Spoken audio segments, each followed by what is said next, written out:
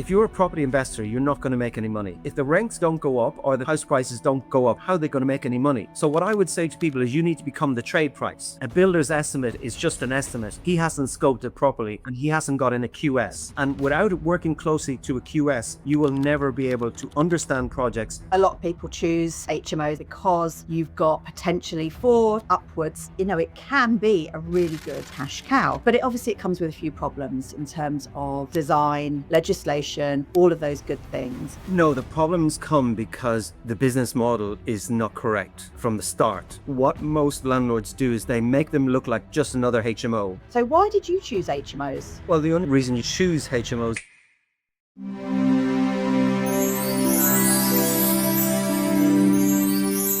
Hey UK property people, we'd love to have you join us at This Property Life Networking. It's a no-guru friendly community. Our network gets a private WhatsApp group for daily advice and deal sharing, monthly online networking with live market updates and in-person events every year. Hit the link in the description below, join today and start building real connections with active property investors. Welcome to This Property Life. I'm Sarah Blaney, your host for today's episode, and I'm joined by Henry Davis, an experienced investor known for his expertise in HMOs, both small and large scale. In today's episode, we're going to talk all about what it takes to make big and small shared houses work. So from getting planning permission, choosing the right area, to designing for longevity and tenant demand. Henry's going to share loads of practical tips and real-world experience that will be valuable whether you're already running HMOs or you're just thinking about stepping into that space. So grab a notebook. This one's going to be full of useful insights. Welcome, Henry, to This Property Life. How are you today? Yes, good, Sarah. Thank you so much for having me. I'm absolutely delighted to be here. And hopefully I will share lots of practical tips today because I suppose I've had a lot of practical, experience. I've spent many years on site as my own project manager and stuff. And I've done every type of deal there is to do, from commercial to residential, flips, you name it. And I suppose you could say, Sarah, I have made every screw up anybody could possibly screw up because when I started, there was no internet, there was no YouTube, there was nobody to teach me how to do it. So, I remember the first refurb I did, the estate agent said, "Is that all, Henry?" And I was thinking, you know what I mean? I was all proud thinking I did a brilliant job, but I didn't. And from that day on, I thought I'm going to smash this. But that was 30 years ago. So every month on the second Saturday, we run an online networking session where you can meet other active investors face to face. And 3 times a year, we bring everyone together at live in-person events. Spaces are always limited, so if you want to be part of it, check out thispropertylife.co.uk/events and secure your spot today.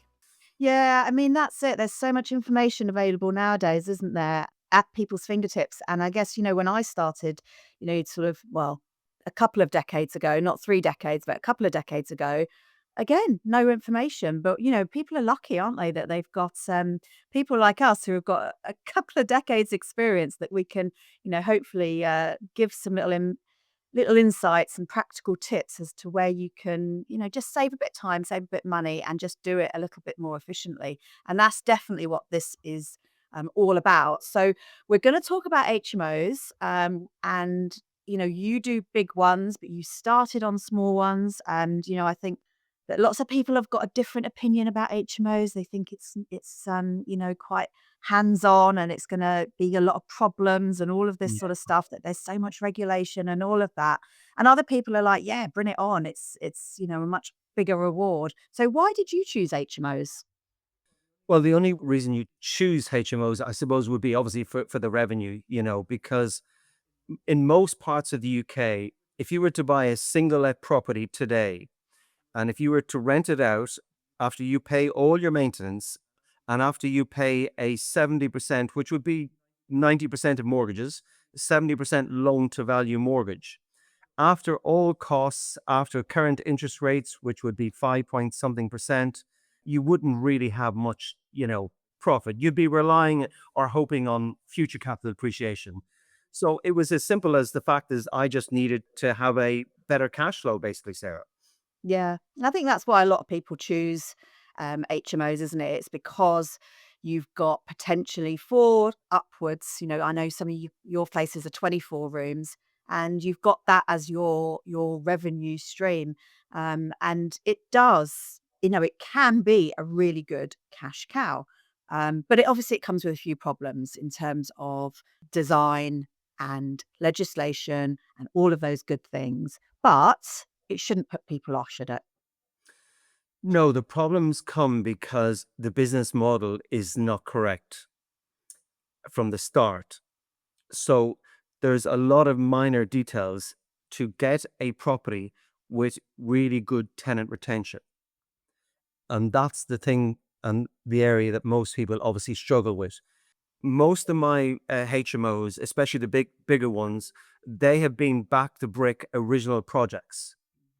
But the problem is, what most landlords do is they make them look like just another HMO. They go into B&Q, they get the brick tiles, and they get the grey carpet, and they don't put any soundproofing, for example. They don't understand about acoustics, they don't understand about insulation, and they don't maybe understand about design, because designing and fitting out a HMO is a completely different thing than, say, a non-HMO. If you're loving this episode, don't just listen, subscribe. Hit that subscribe button right now so you never miss our weekly property chats, deal breakdowns, and market updates. It takes a couple of seconds, it's free, and it helps us bring you even better guests and property chat. Yeah, it is. And I think you're right in terms of some people go into this strategy and they'll see a house that's got 4 bedrooms upstairs in some sort of configuration, and it's got 2 reception rooms, and a kitchen on ground floor, and they'll go, "Brilliant, 5-bed HMO. I'll just turn that room into a bedroom right on the front, onto the pavement there, and that's it, done. Couple of locks on the doors, I'm sorted. Bit of a fire, grade whatever D fire alarm in there." But in fact, I mean, and I've done this with all my HMOs, I've always gone back to brick, which means that when you go back to brick, you have to get building regs in. So at certain times you've got to get planning in, and always you'll have to get building regs in.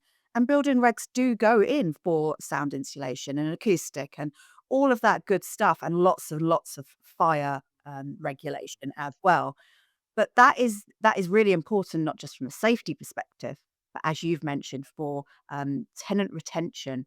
So let's dive straight into that. So you talk about tenant retention and the areas, the places where you have your HMO. Who is your tenant avatar for your HMOs? Um, well, firstly, you mentioned about building regulations. Building regulation standard is like putting a piece of um, crisp bag in between the walls. So if you were to get acoustic insulation fitted by your local builder, he will go to B&Q and he will buy what's called Rockwool acoustic. And he will tell you, "Henry, this is acoustic. This is a really great product. You might as well just put that in the wall." It's completely and utterly useless. There's a And box ticking exercise if you're doing that. yes, but unfortunately, that is up to current building reg standard.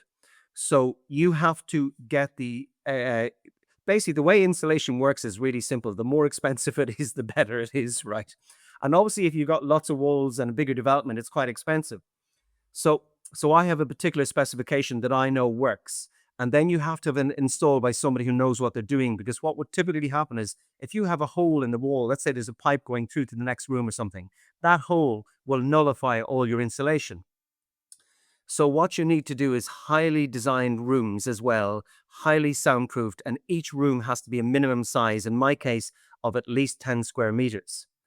So And is that your self imposed minimum, or yeah, is I that mean, councils that you work with, that's their no, the over, minimum legal would be 6.5 square meters. And if you were to do that, unless all that would obviously that council's overridden that national guidelines, no, which does yeah, happen. sorry, the 6.5 with the minimum legal.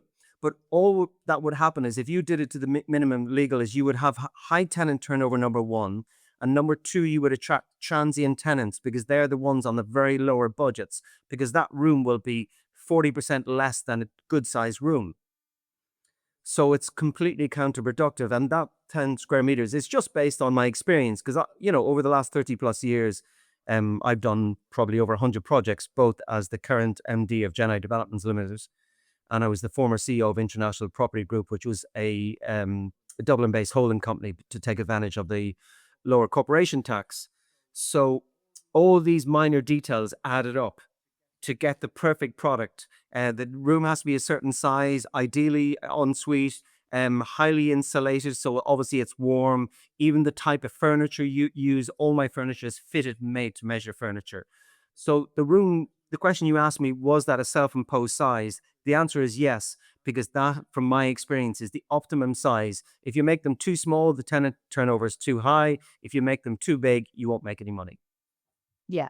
Okay, great. So, and also around that 10 square meters, I think it's either 10 or 10.2 is the, when you look at the national standards, it's the minimum room size that you might not need to have a communal space with as well. So I guess you're future proofing yourself.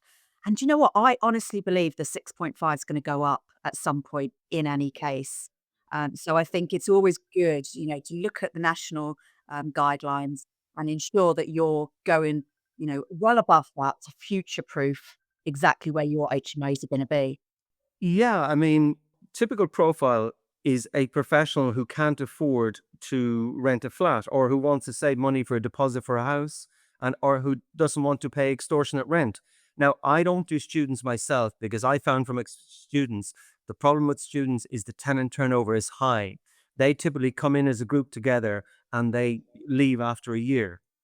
So you have all the costs of, them leaving, and over say 10-year period, effectively every time the tenants would leave, you're losing a month's rent. It's a lot of it adds up basically. Yeah, and I think that's only going to get worse with the Renters' Rights Bill, which is about to get royal assent as we're recording this episode, and I think that will get worse. The student market's going to be heavily affected by that in terms of um, the notice periods and the lack of fixed term tenancy and all of that. So it's going to be interesting to see how that market develops. Potentially, But yes. yeah, Potentially, there might be some exclusions for student properties because the NRLA are working on that. And I've been working for the NRLA for 5-6 years. So yeah, I mean, but really, what you're trying to do is make it homely. Obviously, it's a business, right? And people say to me, "Oh, well, you're not living the property, Henry. That's."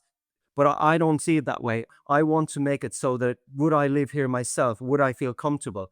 You know, is the tenant getting good value? Are they getting better value than they would in an equivalent property at the same price? Because there's still, even though there's, rental demand is good, there's still lots of supply.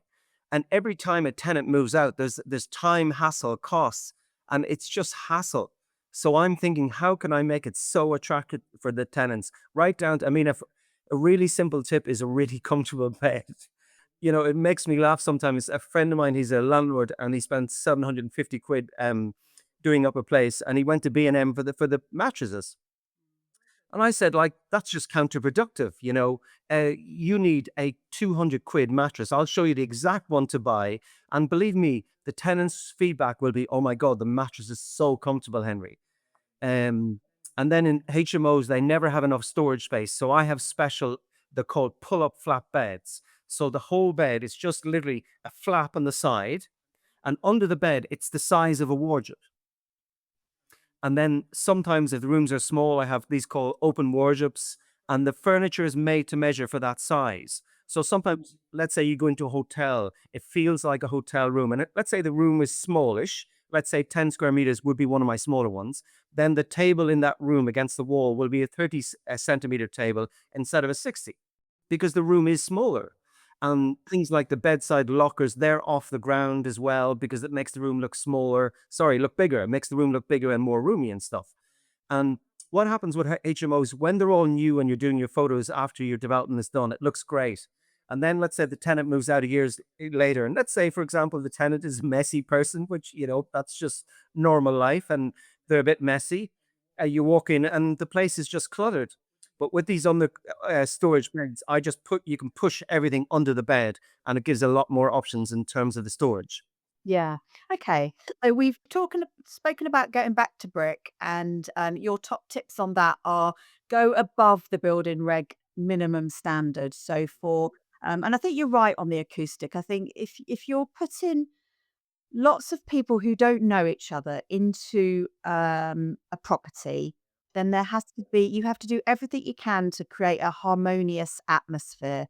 And if someone is snoring in the next room and then you're put in next to them, you're not gonna stay, are you? So, if they've got weird working rotas and they're up in the middle of the night and you're not, again, all of these things are contributory factors to not staying. So that acoustic element of it is a really important thing. And I think, Henry's dead right in terms of going above the rock wall minimum. Yes, So yeah, you're Rockwell is the spending plane in my money. notes there.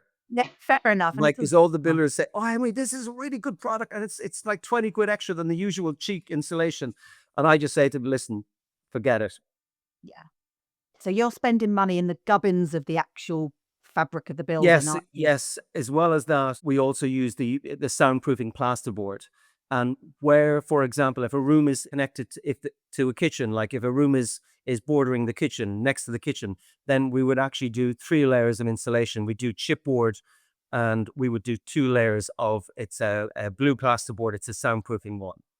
And then obviously we would have a higher end material inside the walls as well. And if anybody wants pictures of previous sites that I've done, they can look at there's loads of previous jobs I've done on henrydavisproperty.com.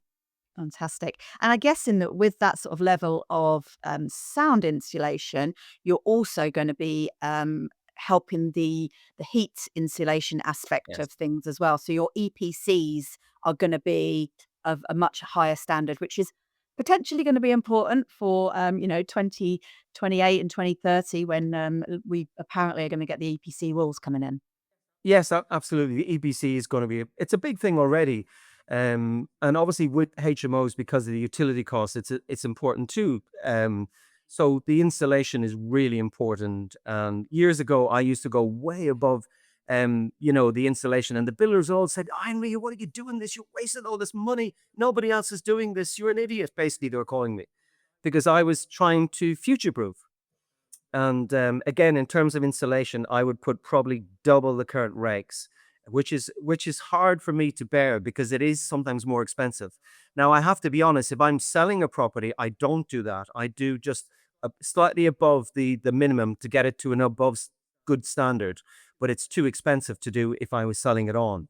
So, but you use the word future proof, and that's all I'm trying to do here because with HMOs, people who had HMOs for 30 plus years, they will know that after 7 years, HMOs start to fall apart, literally, because the washing machine is getting smashed. The tap in the sink is getting, if there's 6 people or 12 people, they're sharing a kitchen, that tap is getting jigged every day, much more than a normal family home. And the tables, that are put up against the wall, screwed into the wall, they all start to fall apart. Literally, the place falls apart. So simple things like when I have a table or something screwed into a wall, there's always a pattress behind it, a piece of chipboard, basically. So obvious stuff that it can't fall apart. If I have any tables, somebody can never kick the leg because the leg is permanently fixed in. If I've got mirrors in my bedroom, the mirrors are screwed in with a screwed in so nobody can ever get the mirror off. And then there's a pattress behind that.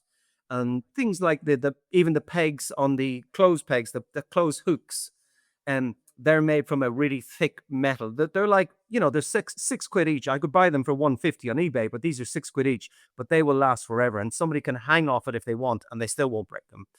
So Yeah, I think Pattresses, I got to know pattresses really well on my first right, HMO because I'd never yes, even heard the word before, it's and then I'm around suddenly like, okay. "What's a pattress? What's this?" And then it's like They're like, revolving over mattresses. so boring, aren't we? But and it is really important and then, things like in your normal buy to let, I find that curtain, poles are always coming off. So again, it's that type of thing, isn't it? So I would put blinds into, well, all of my buy to lets and all of my, HMOs, but, I then have nurses who are on night shifts and all that sort of stuff, and they're suddenly like, "I really need blackout curtains," and you're like, Yeah. "Yeah, that's okay, but I'm putting up the curtain rail because I'm the one that's gonna have to put it so that it's not gonna come, Yes, out of its screws all the time." absolutely, absolutely. And as it comes to curtain rails, I don't put them up anymore. What I do is extra thick blinds, and if they're fitted correctly, they're 90% light out. Yeah, They're almost light out, and you get the slightly thicker ones, and they do the job basically. And curtains are a problem for me because they're dusty and the tenants won't clean them, and it's just extra hassle maintaining them. But if it's a high end flip, which I do a lot of flips, not just HMOs, then I would be putting in curtains if it was appropriate for that particular deal. yeah. So, we've spoken a bit about the room design. You've mentioned, specialist furniture. You've mentioned, lots of good patches in to make sure nothing falls down. What about, en suites? So if the room allows, you're always gonna put an Yes. ensuite in? Yeah, well, I have a slightly different view on en-suites than most people, and I have a different view than especially people who design like architects. So if I went to an architect's now, and let's say the rooms were not the best size, and I asked the architect for drawings, he would come back and he would have what I would consider relatively big size en-suites, given the size that the room is quite small. So what I do is I call them compromise en suites because they're tiny en suites. Okay. Some of my en suites, the toilets is literally banging against the shower door. And the reason for that is because I want to give the space back to the room because the room is always going to be rentable if it's a good size. And tenants will never complain about having a compromise ensuite because it's better to have a compromise ensuite than no ensuite. Have you ever come across problems then when you've had your, the HMO officer out? Because, I mean, I've literally been in a brand new HMO, which was a commercial to, HMO conversion, where they've got the measuring tape out and gone over the toilet and said, "Yes, you are 3 Doesn't meet the centimeters." minimum standards. Yeah. Yeah. Well, I'm glad you asked that because I forgot to mention to everybody that in some councils they will enforce a smaller minimum room size. In my area, thankfully they don't, but in Oh. other areas they do. Absolutely. They do, and, it wasn't just the toilet, and I'm, like, watching her get this measure out Wow. over the Wow. toilet, and I'm like, "No one's that big, Wow. dude." My God. And it's the Gestapo. same, like a drying area Yeah. outside the shower. She was Isn't there with her, Sarah, isn't it amazing? And this is no political speech here, but isn't it amazing how they find the resources to find to send somebody out there? But if your house is burgled, you won't have the council coming around saying, "Listen, we're setting on an anti-burglary team. Is there anything we can help you here with?" No resources into that. So political speech over. But it's well, just I that. mean, it frustrates me, and she also did it with the basin, and, "Can someone Yes. brush their teeth in this basin?" I'm like, "Yes, Wow. it's big." "Well, it Yes. needs to be at least 3 centimeters bigger, but we'll let you off of it." I'm like, "Oh my god, thanks." Wow. But, I mean, my point on that is, yeah, you need to have a standard, but Yes. equally, you need to have housing for people. You So, need to get housing. Yeah. yeah, anyway, Absolutely. I mean, as you say, let's not get too political yeah, because exactly. And it's the overall. You might have some en suites tiny, you might have the odd room small, but overall you're looking to bring a really good product to people. These are human beings. You want them to have a really comfortable, not just because it's good for business, it's just you'd want to do that anyway. And most landlords are good landlords. 99% of landlords are good landlords. They want to provide yeah, quality right, accommodation. And the absolutely. government should focus their resources on going after cowboy landlords are going after the real criminals in this world, not after basically normal, decent landlords like me. Okay, definitely speech over now. Okay. Yeah, absolutely. So, I think on the en suites, I think it is really important to know what your local council, Yes. Very good feels point, because Sarah. Yeah. they are slightly different and they will Yeah. change as well. So Yes. I'm talking about, Merseyside. So there's 3 different councils up in that area. Yes. So you've got, over on the Wirral, and you've got Liverpool, and you've got Sefton. Sutton, and Yeah. they're all very similar in terms of they're very militant on that. They're also Yes. very militant on, fire doors. But in equally on bathroom design, so you've mentioned what you do in your terms of your bathroom design, and I think from tenant demand, it makes complete sense. But what about actual? So there's a lot of people that love tiles, and there's a load of people that like wall panels. Where do you sit on that? Okay. Well, wall panels are only good if you buy acrylic ones. Now, acrylic wall panels are double the price of tiles. That's the problem. And but they are a high-end product. Now, I will put acrylic if I'm doing a flip, a high-end flip, which I do normal flips as well, nothing to do with HMOs, then I would never put in any panels, even acrylic, because that's not what that person buying that house expects. They don't see that as quality. It's not value add. But more recently, I've been putting in wall panels because the quality of them now is really good. And even if you don't quite get the acrylic ones, the ones that are just below, the standard is really good now. And, they don't look cheapy. As long as you don't get, some of them have a big trim. It's a big silver thick trim. If you don't get that one, it's like the ones you see in a Blackpool B&B type of thing. And 20 years ago. Yeah. That shiny kind of look, isn't it? Yeah, and it's Yeah. the one where there's a short panel as well. My Yeah. my my panels are long. They're 1.2 meters, and then they're cut to shape for the exact size of the shower. I would recommend panels now because, and from a maintenance point of view, it's so much easier as well. And So as much long as cleaner. it's high end, it's just easier to fit, etc. Too, but not on flips. And if I was doing a HMO to flip it as well, I probably wouldn't be putting in panels. Okay. All right. So we've covered the bedroom, the specialist furniture, all of that sort of stuff. Then we looked at the bathrooms and we've got some really good tips there. Let's go to some of the communal areas. Do your HMOs have communal areas? Yeah, so with all HMOs, for example, in Liverpool, you mentioned, if you have 6 bedrooms, you need a minimum living space of 19.6 square meters. So you obviously need a good sized communal space. And I always have a really comfortable sofa, one with a deep sofa. It's the depth. Because if you go on Argos, the reason why a sofa is 600 quid in Argos is because you're getting 600 quid's worth of sofa. It's actually physically not a deep sofa.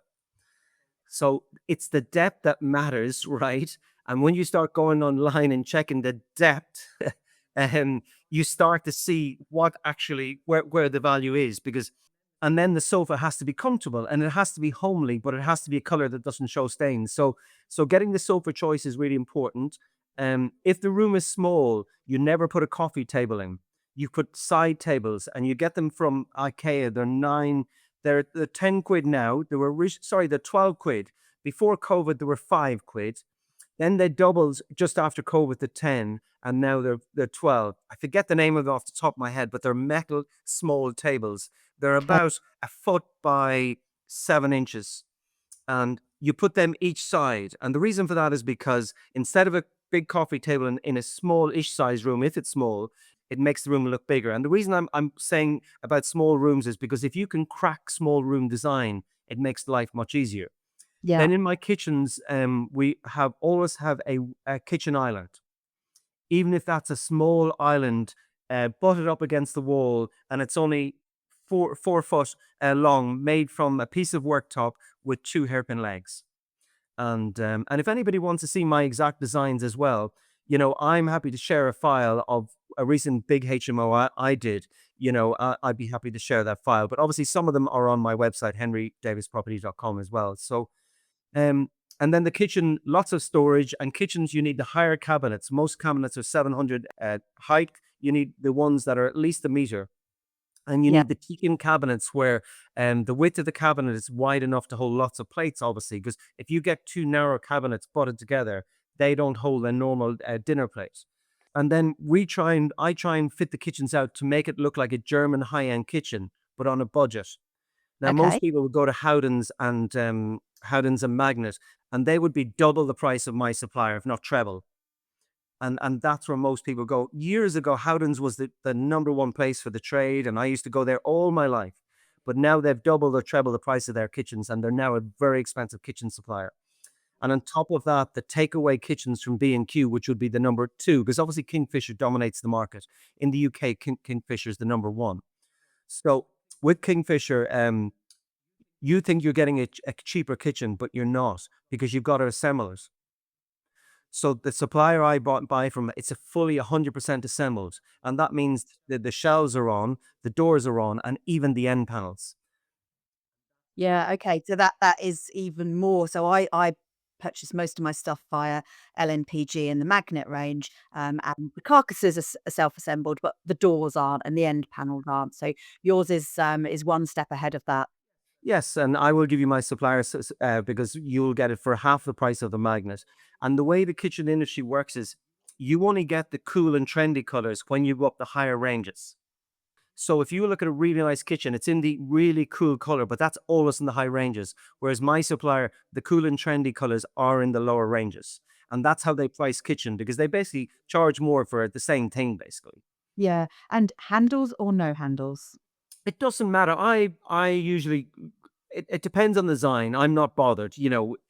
I have both basically. Yeah. I went through a phase years ago where I didn't have handles, and then I'm back on handles again. So You've got to mix it up a little bit, haven't you? Keep it yes, fresh. exactly. Yeah, exactly. Yeah, and it just depends. It's all about getting the right size cabinets, but not making it look like the oven would always be, a height level, not not a bend down one. What do you call that? Whatever you call the height, where it's in the middle. And I will always have a built-in oven height high, and always have a built-in microwave. Always. Now that is a bit more expensive because if you're going to any non-standard cabinet, even if that cabinet is a smaller cabinet and is much less, it costs them less to manufacture, they double or treble the price of it. So there is a bit more cost in that. But overall, if you deal with the right supplier, I probably can get a German looking high-end kitchen for less than a Howdens or a B&Q. Yeah, fantastic. So in terms of that kitchen design, obviously there's standards that we have to adhere to if it's 5 and above, in terms of how many people is the house licensed for, and then therefore how many ovens you have to have and how many sinks you have to have, and does a microwave count as an oven? Does a dishwasher count as a Yes. sink? Yeah. Yeah. Yeah. All the councils are, it's slightly different on all of that.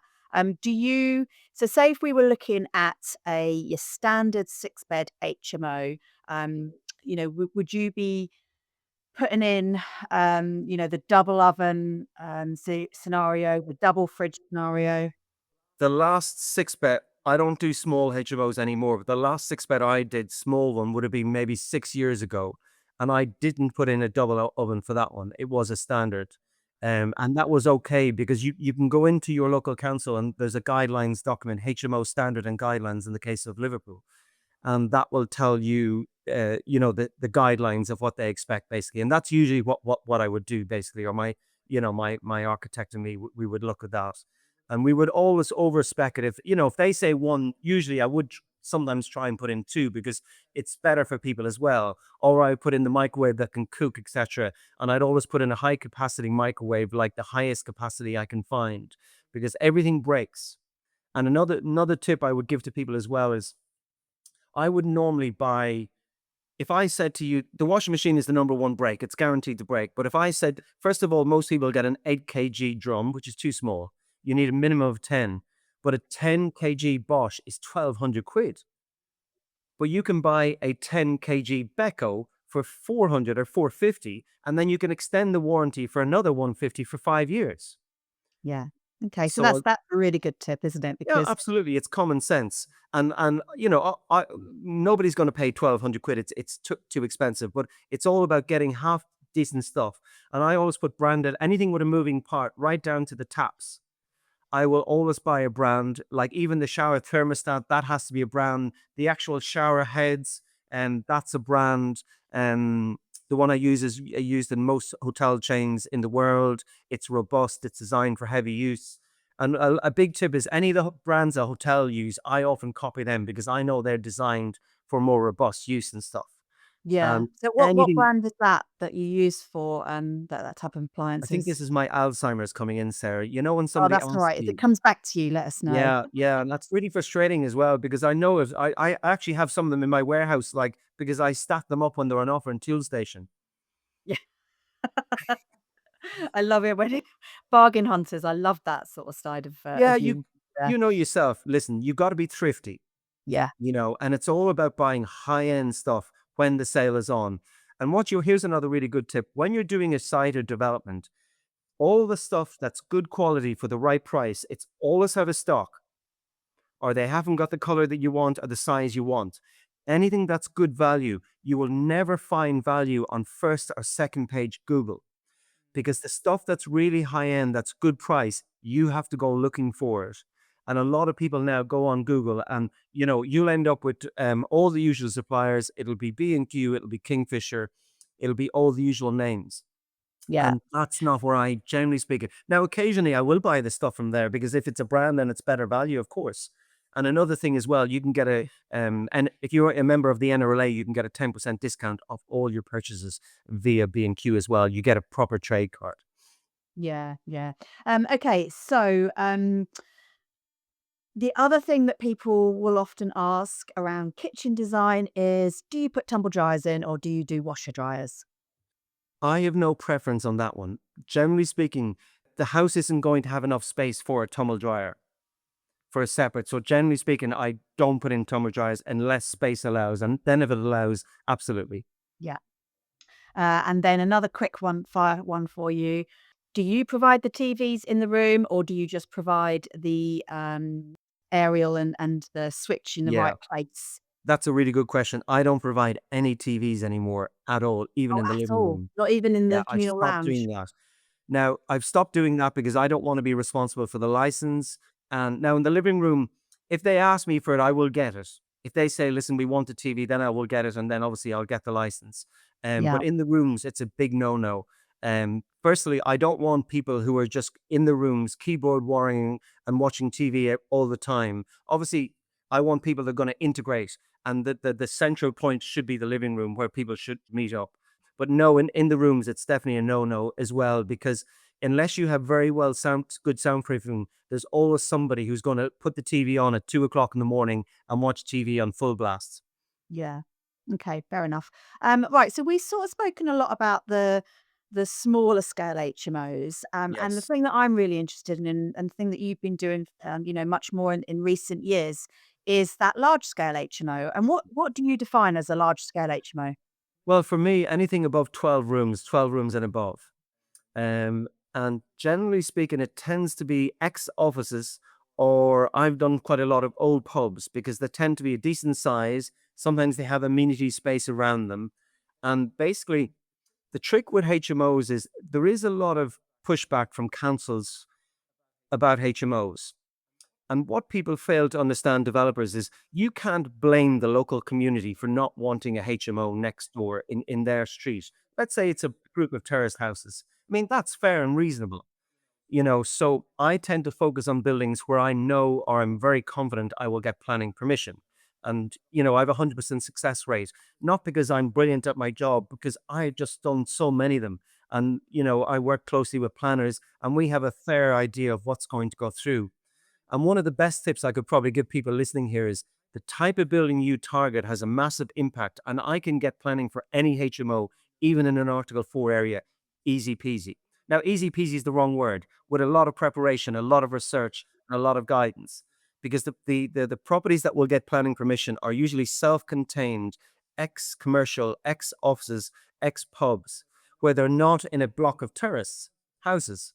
They will get planning permission much easier than if you're trying to do a HMO in an area of a block of terraced houses, basically. Yeah, so you're very much looking at the stock levels of these different areas and the type of stock that is available, and then targeting that. What other factors are in there for area selection? Obviously, demand has got to be the biggest one. Well, no, you have to understand the data. Now, I have specialized software that scans all the planning applications. It's a program that I have made for me specially. And basically, it brings up all the keywords of everything that's refused or there's a problem with. Reread that. So before, let's say if I was to go into an area and your area and I didn't know anybody, I was Henry with Billy no mates, right? So within 3 months, I would know more about the planning in that area than the most experienced planner because I would literally go into the research and understand exactly what the planners are saying, what's their, they have a planning document, a local planning document, and that literally spells out their policies. Like, for example, some councils don't like you converting old houses, especially if they're listed into apartments. It's against their policy. So why waste all your time trying to persuade a planning a council to let Yeah. you convert a listed building into apartments when it's against their policy? Yeah. So their policy, I remember when I read the first council policy document, it was on a flight, a long haul flight. And I read the whole thing over 4 times over, right? How boring am I, Sarah? Right? Okay. How I bet boring your am I? chat at the dinner table that night was riveting. Yeah, and believe me, after the first read, you know what I mean? It's not getting any more exciting, but Oh, I wanted to get my head around exactly what the planners are thinking, so I had a clear understanding. Now, obviously, what I didn't tell you is on the way back, I had downloaded all the data of all the refusals and I started reading all them. By the end of those 2 flights, I had a lot of data.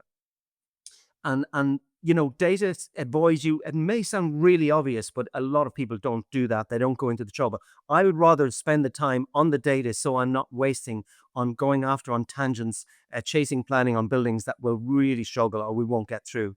I think that's a really interesting point and really shows the things that set apart different investors, I guess, isn't it? That your dedication to the cause in terms of truly understanding your area and your market, so that you can operate efficiently and professionally. So that is a really good top tip there. And every council has to have a local plan and they have a local policy, and therefore, it's easy for you. It's public information. Go and use it. Yes, exactly. If you're prepared to go through the pain of reading all this boring stuff, which it very much is, and reading all the reviews. Another really good tip for people is if you're going to succeed in property, the only way you can understand value is by understanding how to value a property. So let's say you see the deal come up on the internet and somebody says, oh, it's a 10% discount or it's a brilliant deal. How do you really know if it's a good deal? And the only way you know is by being able to accurately value property. So I do a bit of property training and I teach this at my events. And I say to people, if you want to become an expert in valuations, there's a really simple way of doing it. All you have to do is watch all the auctions live as they happen in your local area. I mean, you can go on the RIC website and they have their guidance and the red book that the valuers use. You might as well just read gobbledygook. Waste of time. I tried it. I used to do it at my events. I present the techniques, completely gobbledygook. Then you meet another valuer. He says, oh, we don't do it that way. But generally speaking, most properties, if it's a HMO, in the case of HMOs we're talking about, in the Northwest, they're changing hands today at 12% yield. That's the going rate. And once you get the going rate of a property and know that, you can kind of estimate, well, listen, they're selling for 12% yield or selling for 8% yield. Generally speaking, they always sell for a going rate. But if you don't watch the auctions live all the time, again, very boring, Sarah, right? Okay. And I'm doing it a long time. Believe me, it bores the crap out of me, right? But I make myself do it. And I wouldn't say it bores me either, because I still I have was going to passion say for it. secretly, Henry, I think you love it. Yeah, secretly, I'm a nerd, Sarah, right?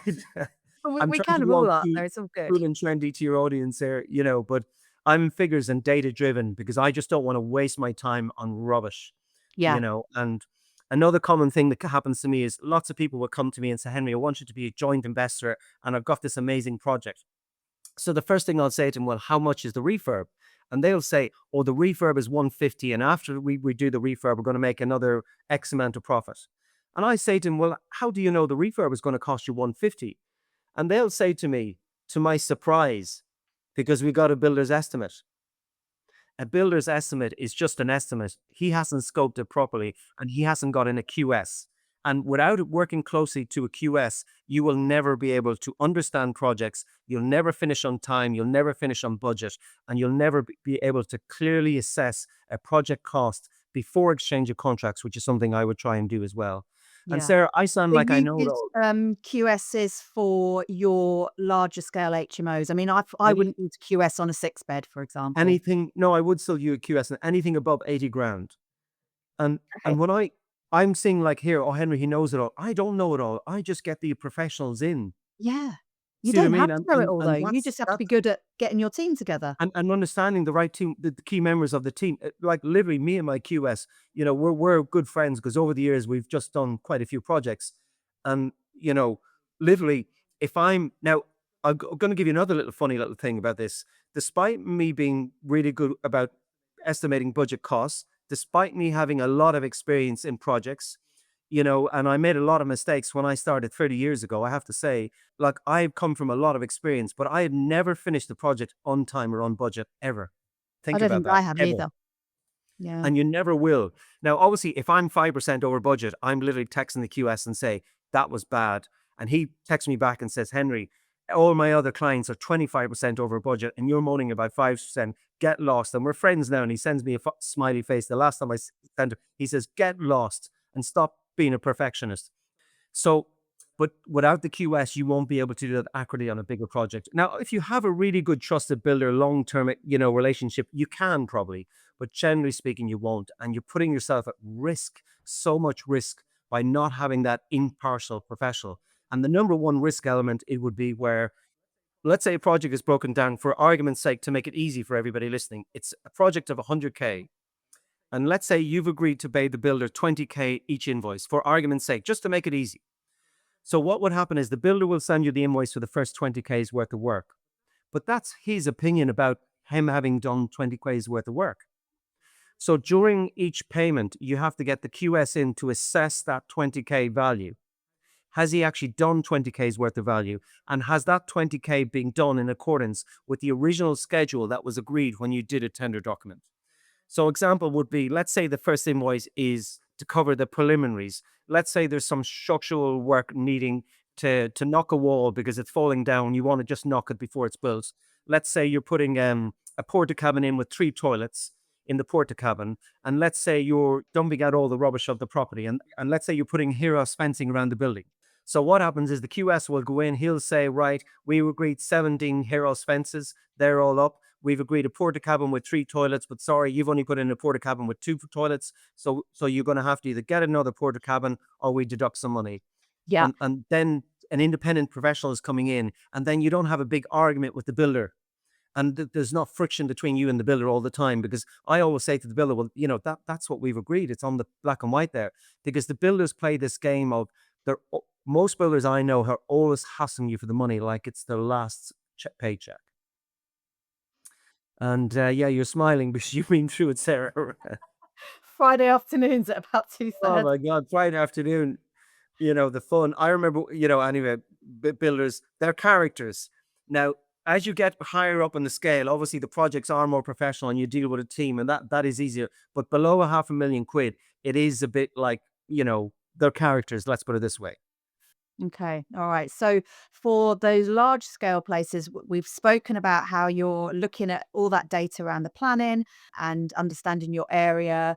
And then it's, really getting to grips with the refurb and knowing what that final exit's going to be as well. So what is that valuation going to be? What's the yield in that specific area? Because I've had places like over on the Wirral where the yield was 14%, but then, other more higher net worth places where the yield is 11% or 12%. So as you say, it's yield is definitely very important.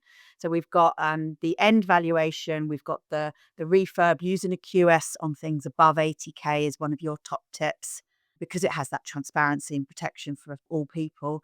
And then looking at the planning, etc. What else is there around the large scale HMOs that we can sort of finish off with a few good hard-hitting tips and practical advice? Well, each floor has to be designed so it's appealing. Like, for example, in the background, there are brick slips that you can see in my house. That's one of my standard tricks. I use them everywhere. Yeah. And I go for a kind of a New York type warehouse-like look. That's what I go for. Even things like the flooring on the first floor, you need carpet in the hallways because you don't want the banging noise of people's feet. You need a special underlay. It's called Regupol 3912. And that's a special underlay. Now, you don't have to buy the Regupol one because there are lots of cheaper versions that are, Chinese made that will be, good, but the DB rating won't be as strong. And I sometimes buy them as well, depending, because the Regupol is really expensive stuff. So you really need to take a look at the building. Another simple tip would be, if you're designing a room, let's say the room is existing already there, what I would do is I decide on my bed size. If it's the case of a HMO, it's a standard 4 foot. If it's not a HMO, it's a 4'6". If it's a big property, it's a bigger bedroom, depending on the room, bigger bed. But what I would do in designing existing rooms is I go into the room, get a mattress topper from Amazon and keep it in the bag. and then just roll out the topper, and then you got your shape of your bed. And as soon as you do that, God, you realize, God, this room suddenly is quite small, isn't it? And then you start to put a bedside locker each side. Oh my God, it's smaller again. And then I get big pieces of cardboard and I put a table where I think it should go. Oh my Yeah. God, like the room has got smaller again. And that's how you design rooms. You play around with that. But you've got to focus on tenant retention and detailing and making it a really positive environment. Like we generally speaking have WhatsApp groups.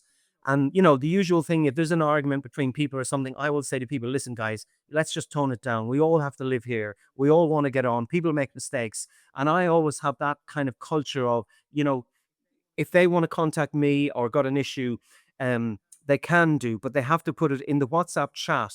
Or sometimes now that will be counterproductive because sometimes you have keyboard warriors. And if I have a house where it's all keyboard warriors, then what I'll say to them, listen, in the future, if you have any problems, just phone me.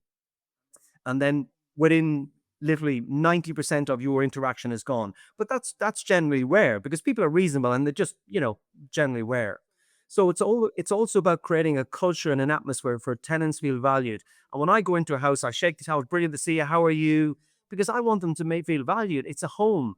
And I always say, God, I hope you're staying now. Your lease is up. You know, I want you to stay. Want you to stay. And they like that because some landlords are just robots. You see what I mean? And I can only be me because it's my personality. You know, you can't manufacture that. It's just the way you are. But I like to make people feel welcome and feel that they're valued. And I really want them to stay. And when really good tenants leave, I literally beg them. And I said, please, I'll give you a 3 months rent. Come on, stay. I want you to stay. It's cheaper for you to do that, isn't it? And it makes sense. It just because of makes common yeah. sense, and some tenants are so good, you never hear from them. They pay on time. You like some tenants for many years, you just and I literally beg them, and I says, "Please don't go, right? I need you. I want you to stay. You're the perfect tenant. You're not leaving." Yeah. And usually they'll go because they've moved job or whatever. But I would say about the odd time they will say, "Okay, give me a 3 months rent and I'll stay." Yeah. Or they may, if they are moving jobs or they have brought, saved up for a deposit on a house that they're going to buy and all those sort of stuff, you can say, well, you know, who else have you got in your network like you that we could swap you out with? Because, you're an amazing tenant. And then they'll do some little work for you and you're going to get the right profile Exactly, house. exactly, exactly. I don't know what your attitude about vetting is, but we would be very detailed in the vetting procedure as well. I mean, they must have a reference from a current landlord, excluding if it's somebody coming overseas, because that just won't be the case. And then we make a judgment call. You know, we like the next of kin, it has to be a parent. So, generally speaking, if tenants go AWOL or there's a problem, they don't want their parents knowing about it, you know, and it's just a good practice for us to have the tenants contacts just in case the worst could happen or something that we would want to contact the Yeah. tenants. That's Um, that's a really nice tip actually. I think that's yeah, I mean, what's those your little things that make a difference. all those little nuances, and obviously they have to pass an affordability check as well. Now, obviously, we will make exceptions to that depending on the person. Like, you know, I don't know about you, but generally speaking, you can judge a person, but it's not an exact science either. I mean, what's your experience of vetting, and what's your kind of procedures? I think getting the current house tenants to be involved in that as well can help. So if you've like I've got HMOs where I've had people that have literally been there for 5 years. Yes. Yeah. And rooms don't come up very often in that HMO, but if they did, I'd want those people to be involved in that. So maybe the first viewing would be them showing them around the house. And then like, well, what was your gut feel? I also have a couple of very trusted people up in my area who I trust their feel of people as Yes. well. Yeah. Yeah. And yes, you have to do the affordability, and yes, you have to do this, that, and the other, and the right to rent checks, and all of that. But there is. I used to work in recruitment back in the olden days, Right. and Yes. that spider sense is Yes. something You that got I used to vetting truly people. believe in. I could So imagine yeah. the Gestapo wouldn't get past you, Sarah. Flattering me now. So one other thing I wanted to cover off on some of the larger scale HMOs is because I think this is it's something that was massive news sort of 2, 3, 4 years ago and has gone under the radar a little bit. But the whole council tax banding by room Yeah. thing. Mm. So I've had a couple of HMOs. I had some larger scale HMOs that got banded, and one of the learnings I took from that, especially from my specific area, where they were actually turnkey, so it worked. It moved Yes. on. Was that if you had kitchens on every floor? So if you Yes. have a 3-floor building, if you had a kitchen on every floor that was a communal kitchen, then it would get banded for 3 council taxes rather than, say, 12 council taxes. So what's your Right. experience been around that for some of your bigger places? Well, I haven't had any problems or any experience with that, basically, whatsoever. So I can't really advise on that. All I know is that the VOA, the rules have changed because there was a Mm. campaign by a lady, I can't remember her name off the top of her voice, but the VAO have been banned from doing that, as far as I know that now. One tip I would give you about the VAO as well is that when I'm doing a refurb, assuming it's not habitable, you probably know this, but for people listening, you can get the property taken removed from the council tax straight Yeah. away, so you're not paying council tax during the work. You probably know that, yeah. Yeah, but you're important. It's important to say it because lots of people might not know that. Yes. And Yeah. then, do you also just thinking of things like that, which are going to save you money, which is fantastic. Your projects where you're doing your large scale ones, where you're converting from a Class E potentially, which is your offices and all that sort of stuff, Yes. to a C4 or to a C generous if they're larger. Do you get your 5% VAT, in there as well in terms of Yes. the conversion? Yes, I mean, basically, it's 5% vatable. That would be the rate. It could, in fact, even be zero vatable, depending on the circumstances, I believe. But again, I would normally speak to an accountant about that, and each Yeah. circumstances might be different.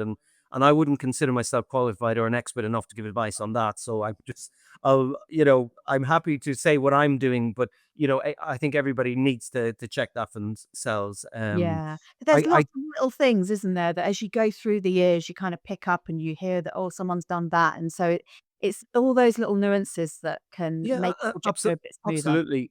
The other thing I would say is if you want to last as well, here's a controversial thing, Sarah. If you're a property investor, you're not going to make any money, right? So if you think you're a property investor, you're not going to make any money. Why do I say that? Because property investors are retail price. I sell to property investors.